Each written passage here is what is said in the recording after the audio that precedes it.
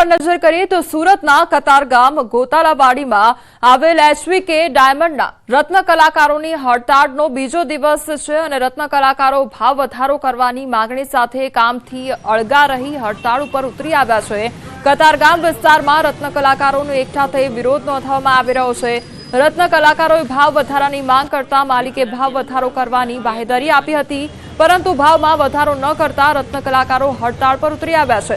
રત્ન કલાકારોને અત્યારે એક ડાયમંડ તળિયાનો 16 રૂપિયા અને 50 પૈસા છે અને રત્ન કલાકારોની માંગણી એવી છે કે તેમાં 1.5 રૂપિયાનો વધારો કરવામાં આવે। જ્યાં સુધી ભાવ વધારો નહીં થાય ત્યાં સુધી રત્ન કલાકારોની હડતાળ યથાવત રહેશે। हमारी मांगनी एटली ज छे के भाव वधवा जोईए, 1 થી 2 રૂપિયા ભાव वधवा जोईए। शेडे हमारी मांगनी पूरी नहीं करता ત્યાં સુધી અમે કઈ બેવાનું નથી। પહેલા હું 25 થી 30,000 નું કામ કરતો હતો આરામથી, હવે 15 થી 17,000 નું કામ થાય છે। એ તકલીફ છે ત્યારે મોંઘવારીમાં તો બહુ તકલીફ છે। પહોંચવાનું કારણ છે કે એમનો જે ભાવ છે મોંઘવારી પ્રમાણે વધવો જોઈએ। એની જે માંગણી છે 1.5 થી 2 રૂપિયાની છે પર પીસની। તો આ માંગણી તાત્કાલિક ઉકેલ આવે। કાલે અમે માલિકો સાથે સંવાદ કર્યો હતો, પરંતુ કોઈ નિરાકરણ આવ્યું નથી।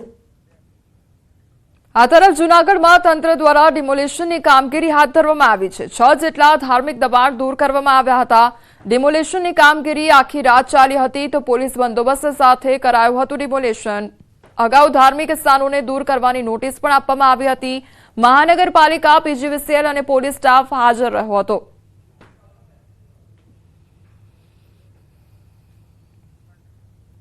આ તરફ જામનગરમાં પણ ચાલુ તંત્રનું બુલડોઝર જકાતનાકા સર્કલથી સમર્પણ સર્કલ સુધીમાં દબાણ હટાવવાની કામગીરી કરવામાં આવી। ડીપી રોડની અમલવારીને લઈ દબાણ હટાવવા ઝુંબેશ હાથ ધરવામાં આવી હતી। 4 જેસીબી મશીનથી દબાણ હટાવવાની કામગીરી શરૂ કરાઈ હતી।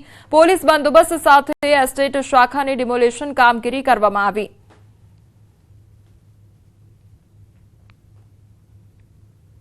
જામનગર શહેરમાં આવેલા समर्पण सर्कल थी जकातनाका तरफना रस्ता पर महानगरपालिकाનું बुलडोजर ફરવાનું છે તે શરૂ થયું છે।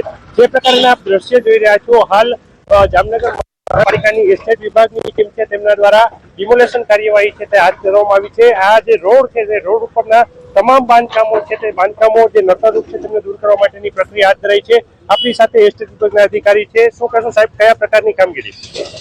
આજે જ્ઞાન શક્તિ સર્કલ સમર્પણ સર્કલ સુધીનો 30 મીટરનો ડીપી રોડ છે જે ખુલ્લો કરાવવાની હાલે કામગીરી ચાલુ છે।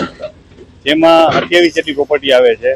16 કોમર્શિયલ પ્રોપર્ટી છે, 1 રેસિડેન્સ પ્રોપર્ટી છે, 7 ઓપન પ્લોટ છે, 3 સરકારી મિલકત છે અને 1 ઓર્ગેનાઇઝેશનલ મિલકત છે। ઉનાળો આવે એટલે ફ્રૂટ બજારમાં સૌ કોઈની પ્રિય એવી કેરી જ કેરી જોવા મળતી હોય છે। પોરબંદર માર્કેટિંગ યાર્ડ ખાતે 1100 જેટલા કેરીના બોક્સની આવક થઈ છે। ગત વર્ષની જેમ આ વર્ષે પણ ગીરની કેસર કેરીની સાથે પોરબંદર જિલ્લાની સ્થાનિક કેરીઓની આવક અને માંગ વધુ જોવા મળી રહી છે। પોરબંદર માર્કેટ યાર્ડ ખાતે સુદામા ફ્રૂટ કંપનીમાં 750 બોક્સની આવક થઈ હતી, જેની હરાજીમાં 900 થી લઈને 1625 સુધી બોક્સના ભાવ બોલાયા હતા। માંથી ફરી એકવાર એમડી ડ્રગ્સ ઝડપાયું છે અને ખટોદરા પોલીસે 9 લાખનું એમડી ડ્રગ્સ પકડી પાડ્યું છે। પોલીસે એક આરોપીની ધરપકડ કરી છે તો આરોપી પાસેથી 97.150 ગ્રામ એમડી ડ્રગ્સ જપ્ત કરવામાં આવ્યું છે।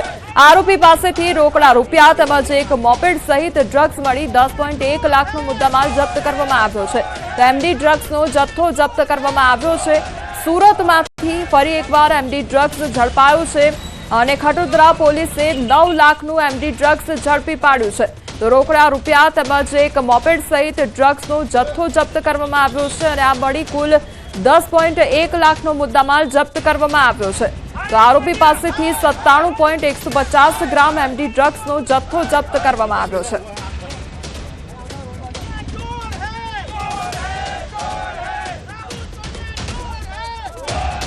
150 ગ્રામ જેટલો એમડી પદાર્થ મળ્યો, જેની જો કિંમત છે 9,71,500 રૂપિયા છે અને આરોપી પાસેથી મોબાઈલ, બર્ગમેન અને બધું મળીને 10,01,300 રૂપિયાનો મુદ્દામાલ કબજે કરવામાં આવ્યો છે।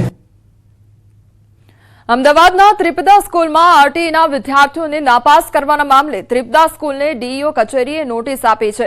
વાલીઓનો આરોપ છે કે આરટીઈ હેઠળ વિદ્યાર્થીઓને નાપાસ કરવામાં આવ્યા છે।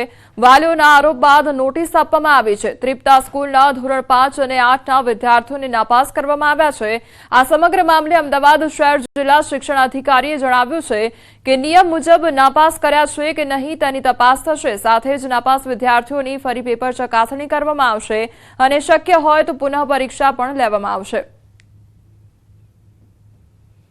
આરટીના વાલીઓની જે પ્રકારની રજૂઆત હતી તેને ધ્યાને લઈ કદાચ આવું ન બન્યું હોય કે એમની સાથે આ પ્રકારે કોઈ ભેદભાવ કરવામાં આવ્યો હોય, વાલીના દ્વારા કહેવામાં આવ્યું હતું કે અમે આરટીના વિદ્યાર્થી છીએ એટલા માટે આવું કરવામાં આવે છે, તો એના માટે શિક્ષણ નિરીક્ષકને અમે તપાસના આદેશ આપ્યા છે. શનિવાર સુધી આ સમગ્ર રીતે તપાસ કરવી, ઉત્તરવયની પુનઃ ચકાસણી કરવી, ઉત્તરવયની પુનઃ ચકાસણી કરાવડાવવી અને વાલીઓને રૂબરૂ ઉત્તરવય બતાવવી.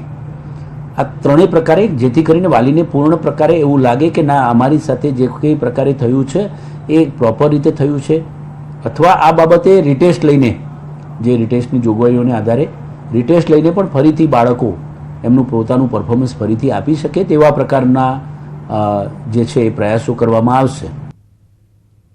અમદાવાદની સોલા સિવિલ હોસ્પિટલમાં અમરનાથ જવા માંગતા યાત્રાળુઓ માટે મેડિકલ સર્ટિફિકેટ આપવા શરૂ કરવામાં આવ્યું છે.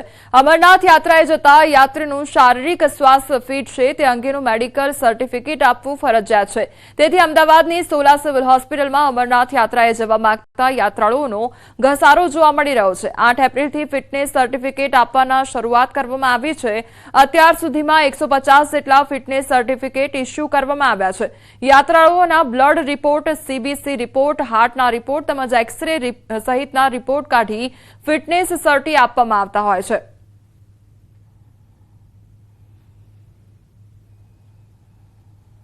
એના બ્લડ રિપોર્ટ છે, એક્સરે રિપોર્ટ છે, પછી જરૂર લાગે તો હાર્ટને લગતા કાર્ડિયોગ્રામ છે, એ સિવાય કોઈને આગળ વધારે જરૂર લાગે તો 2D ઇકો કે એવું પણ ચેકઅપ કરીએ છીએ આપણે, જે જરૂર લાગે એ બધું જ.